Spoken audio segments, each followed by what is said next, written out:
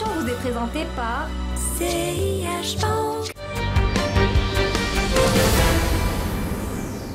Mesdames, Messieurs, bonjour et bienvenue dans ce nouveau numéro de l'Hebdo des marchés. Cette semaine, on vous propose de faire un point sur l'orientation technique de l'indice MASI ainsi que quelques valeurs qui nous sont proposées aujourd'hui par les équipes de African Financial Investment. Comme d'habitude, vous commencez à les reconnaître désormais dans notre studio. Il s'agit de M. Tarek Amiar et M. Jérôme Boumangel. Bonjour messieurs.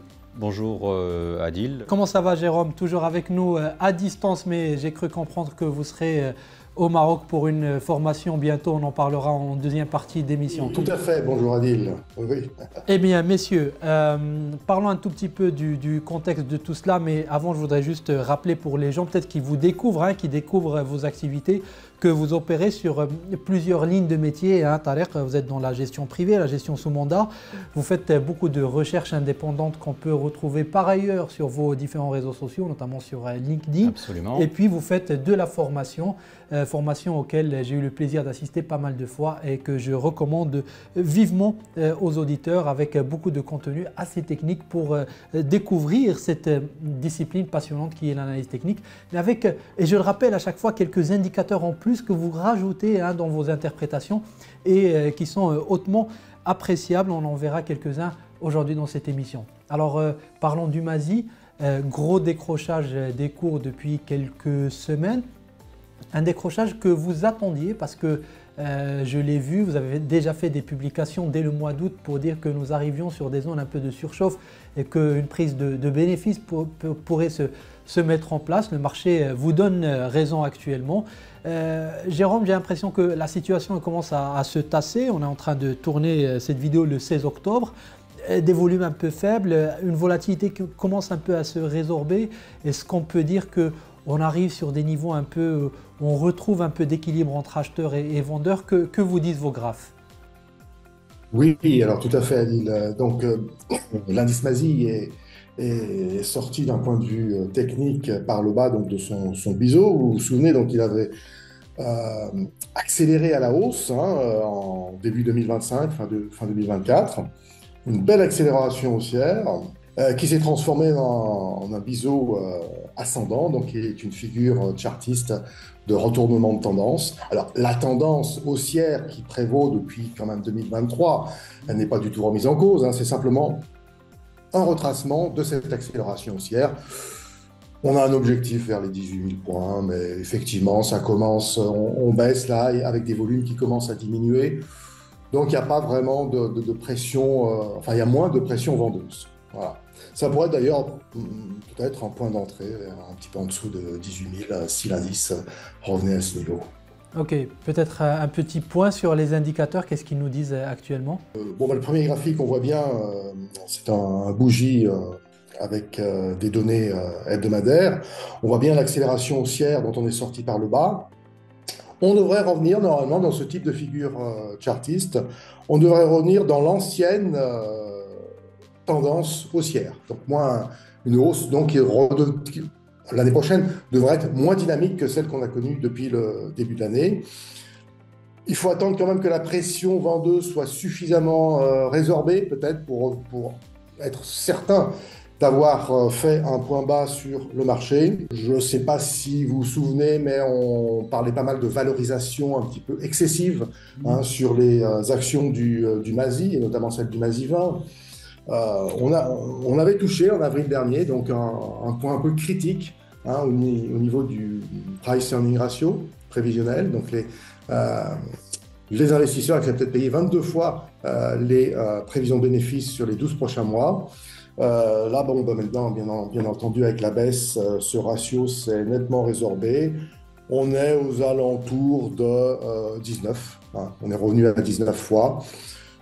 On peut peut-être redescendre. Il y a eu un point bas cette année au mois de... je n'ai plus en tête, mais je crois que c'était au mois d'avril. On était revenu à 18 fois les prévisions de bénéfices. Mais en tout cas, ça sera une opportunité pour revenir en force sur le marché, selon l'analyse que nous en faisons. Les prévisions de bénéfices, elles, des valeurs du MASI, sont toujours orientées à la hausse. Donc les bénéfices prospectifs sur les 12 prochains mois.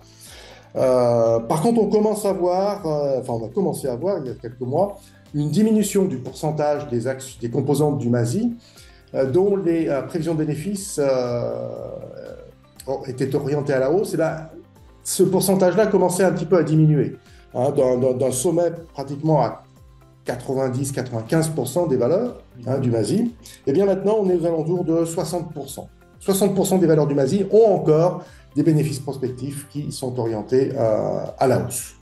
Donc il y a un ralentissement du momentum bénéficiaire, mais on est encore sur des rythmes de croissance en glissement annuel de l'ordre de plus de 20%. Donc ce qui est quand même très appréciable et devrait maintenir une tendance haussière à moyen long terme. Très bien Jérôme, merci pour ce tour d'horizon.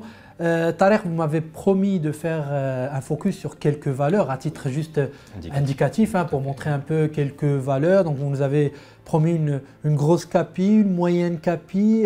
Qu'est-ce que vous nous proposez en lecture technique? Absolument, absolument. Alors pour aujourd'hui, ce qu'on peut vous proposer, c'est une lecture de Attijari Wafa-Bank et de la SMI, donc la Société métallurgique d'Imiter.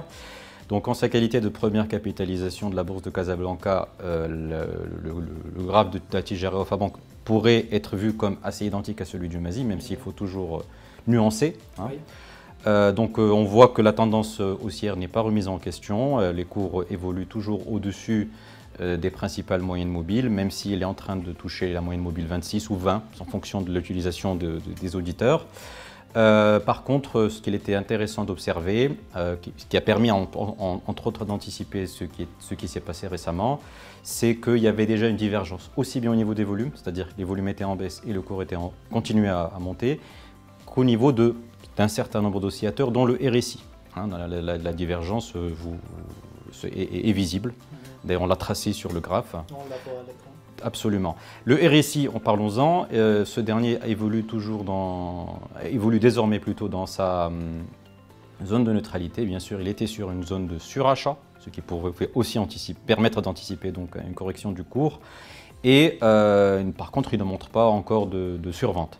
Donc, pour ce qui concerne le cas de Attijari Wafa-Bank, donc après avoir peut-être atteint prochainement le cours de 710 dirhams, il est possible d'anticiper une continuation d'une correction ou d'une consolidation vers ces niveaux, mais possiblement atteindre le cours de 660 dirhams qui correspond donc à un retour à son ancien canal haussier, qui est un phénomène que l'on observe souvent, hein, dans les techniques.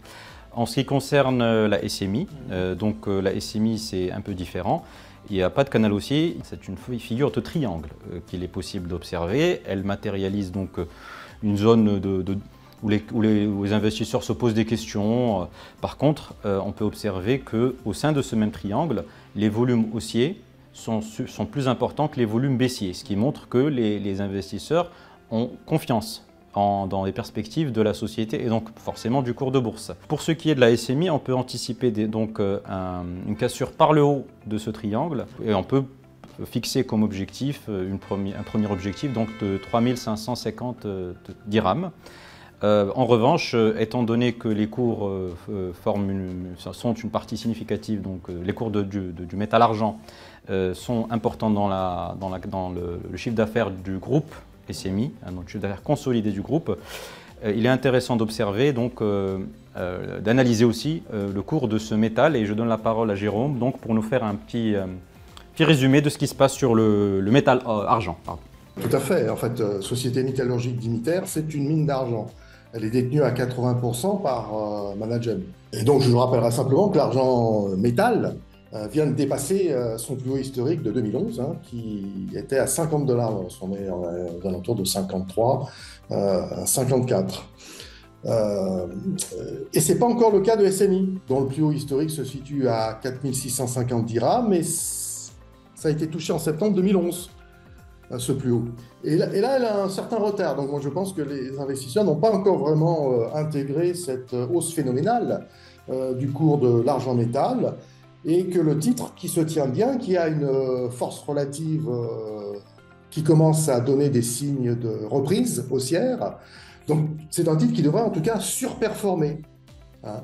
Et donc, alors que les marchés, alors que le MASI donc, est plutôt lui orienté à la baisse, à la consolidation, voilà un titre qu'on peut mettre, je pense, en portefeuille et qui devrait en tout cas surperformer, faire une performance meilleure à moyen terme que l'indice MASI, compte tenu notamment de l'envolée des cours de l'argent métal. Voilà, tout à fait. Tout à fait. Très clair, très clair. En tout cas, un titre qui est appelé à surperformer. Messieurs, peut-être un dernier mot sur cet événement que vous organisez le 28, c'est ça? Absolument, le 28 octobre, donc le mardi 28 octobre, nous allons organiser donc une formation qui s'appelle Analyse technique et psychologie de marché, le cas des actions marocaines.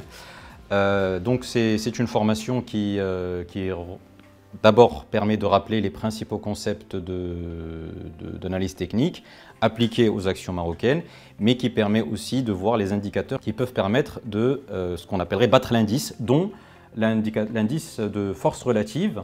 Alors, question que je vous pose à chaque fois que vous réunissez les gens à Casablanca, et des fois à Rabat, vous avez déjà organisé ça à Rabat. Effectivement. Alors, est-ce que pour quelqu'un qui débute, qui découvre, qui veut apprendre ce que c'est que l'analyse technique, sachant qu'il y a beaucoup de primo-investisseurs qui ont rejoint la bourse récemment, est-ce qu'ils vont s'y retrouver dans cette formation? Est-ce que c'est un peu compliqué? Quelle est votre recommandation pour quelqu'un qui vraiment va découvrir l'analyse technique? Absolument. Alors, pour quelqu'un qui va découvrir l'analyse technique, il peut venir, bien sûr, à la formation. Nous avons eu des personnes, des investisseurs individuels, mais on préfère mettre en avant que c'est pour les investisseurs individuels avertis. Nous avons eu des investisseurs individuels moins avertis, et qui j'ai pu expliquer quand même les tenants, les aboutissants, qui sont venus, qui ne se sont pas sentis perdus.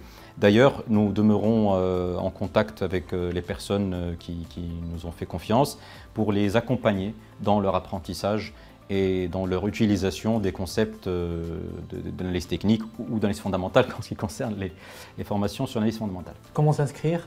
Pour s'inscrire, j'invite les gens donc à envoyer un email à formation@africanfinancialinvestment.com. On affiche ça à l'écran. Tout à fait, ou de me contacter directement. Très bien, là aussi on va afficher vos coordonnées tariq pour que les participants potentiels puissent vous contacter. Merci encore une fois messieurs pour vos réponses, pour ce tour d'horizon, pour cette analyse du MASI, et à bientôt. Merci.